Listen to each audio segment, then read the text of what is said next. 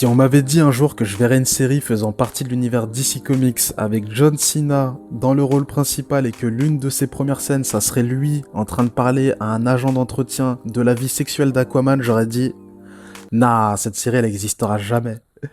Eh ben si, elle existe.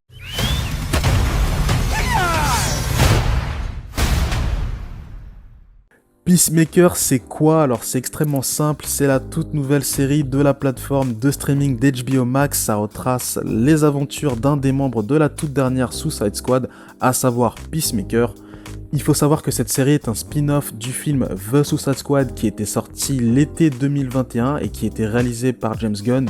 Au casting, on retrouve bien évidemment John Cena, Daniel Brooks qu'on avait notamment vu dans Orange is the New Black, les deux sbires d'Amanda Waller qu'on avait vu dans le film The Suicide Squad, et Robert Patrick. Alors pour les fans de Terminator, je vous le présente même pas, mais pour les fans de catch, notamment ceux de John Cena entre 2005 et 2007, vous avez peut-être vu un film, je dirais même un chef-d'œuvre, où les deux s'affrontaient. Si, rappelez-vous.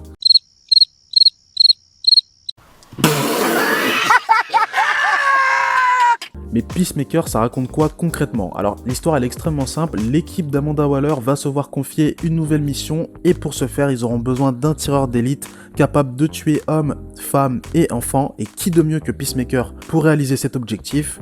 Bah apparemment il y a que lui. Dans les 3 premiers épisodes, on va reprocher au personnage de Peacemaker d'être sexiste et raciste. Oui, alors je vais être franc avec vous, je m'y attendais vraiment pas pour le côté raciste, mais c'est une facette du personnage qui est évoquée dans un premier temps avec humour dans le premier épisode, mais par la suite avec énormément de sérieux à la fin du deuxième épisode. Peacemaker c'est surtout un mec paumé dans sa vie et c'est une facette qui est assez intéressante.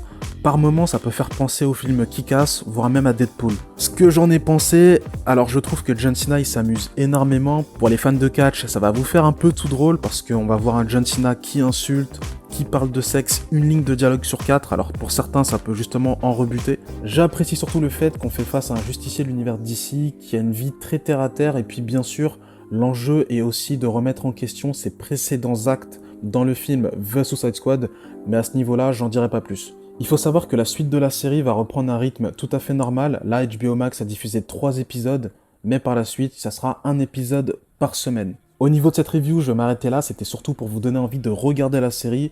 Prenez soin de vous, rejoignez la team, et je vous dis peace. Les appels de Farmel, les vois pas. Je t'appelle, mais t'es sur messagerie.